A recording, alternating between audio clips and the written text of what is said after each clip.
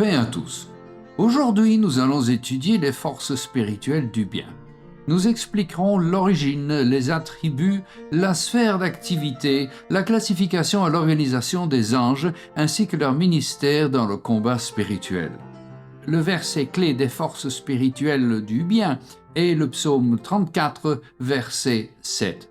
L'ange de l'Éternel marche autour de ceux qui le craignent et il les délivre. Les anges sont des esprits tutélaires envoyés par Dieu pour accomplir sa volonté, comme le montre Hébreux 1, verset 14. Le mot ange signifie messager. Les anges ont été créés par Dieu. Ceci est clairement décrit dans Colossiens 1, verset 16. Car c'est par lui qu'ont été créées toutes les choses qui sont dans les cieux et sur la terre, les visibles et les invisibles, qu'il s'agisse de trône, de dignité, de domination, de principauté ou d'autorité. Tout a été créé par lui et pour lui. Tous les anges étaient justes et saints lorsqu'ils ont été créés. Ils adoraient et servaient le seul vrai Dieu. Plus tard, certains anges se sont rébellés contre Dieu et ont perdu leur position d'ange. Ils ont fait partie d'une force de mal appelée démons. Il existe aujourd'hui deux sortes d'anges, les bons anges qui font l'objet de ce chapitre et les mauvais anges, les démons, qui feront l'objet d'un prochain chapitre. Les bons anges ont été organisés par Dieu dans un ordre particulier. La Bible ne révèle pas les détails de cet ordre, mais elle indique une telle organisation comme cela est déjà mentionné dans Colossiens 1, verset 16. L'organisation du monde invisible est décrite ici en termes de trône ou de domination ou de principauté ou de puissance. Les détails de cette structure ne nous sont pas donnés. Il y a littéralement des multitudes d'anges qui sont apparemment classés en fonction des tâches qu'ils accomplissent. Les messagers sont probablement les plus nombreux. Ce sont les anges composant le groupe innombrable visualisé par Daniel qui exécute la volonté de Dieu dans les cieux et sur la terre. C'est le groupe qui se rapporte généralement aux croyants en termes de combat spirituel. Ils interprètent la volonté de Dieu, protègent, guident, apportent réponse aux prières, annoncent, avertissent, instruisent, jugent, encouragent, soutiennent, délivrent et intercèdent en faveur des croyants en combat. C'est la seule référence aux anges élus mentionnés dans 1 Timothée 5, verset 21. La Bible ne donne aucune autre information sur ce groupe. Les chérubins semblent être l'ordre le plus élevé des anges, les gardiens de Dieu. Cette classification des anges est mentionnée pour la première fois dans Genèse 3, verset 24. Ils sont également mentionnés comme faisant partie de l'Arche de l'Alliance.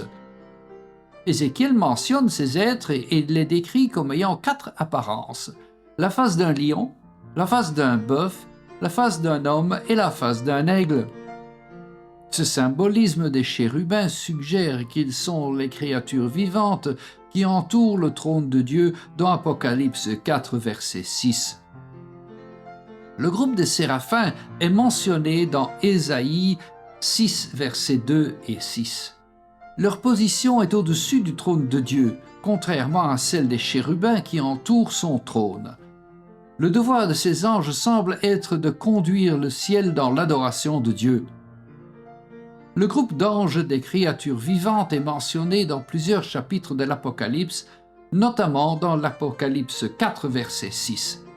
Ce titre présente les anges comme manifestant la plénitude de la vie divine, dont le ministère principal semble être l'adoration de Dieu. Certains anges individuels sont mentionnés par leur nom dans la Bible. L'archange Michel est mentionné par son nom, entre autres dans Daniel 10, verset 13. Il est le seul ange à être appelé archange. Il est représenté comme ayant une charge d'une armée d'anges dans Apocalypse 12, verset 7, et il est dit être le prince du peuple d'Israël dans Daniel 10, verset 21. Gabriel, qui signifie le puissant, est mentionné dans Daniel 8, verset 16 et dans Luc 1, versets 19 et 26. Il est toujours utilisé pour délivrer un message important de la part de Dieu. C'est Gabriel qui a interprété la vision pour Daniel et qui a annoncé la naissance de Jean et de Jésus. Les anges sont des esprits sans sexe et immortels. Ils ont des formes visibles et invisibles, apparaissent sous une forme humaine, ont des émotions et des appétits. Ce sont des êtres glorifiés, intelligents, doux, puissants et obéissants.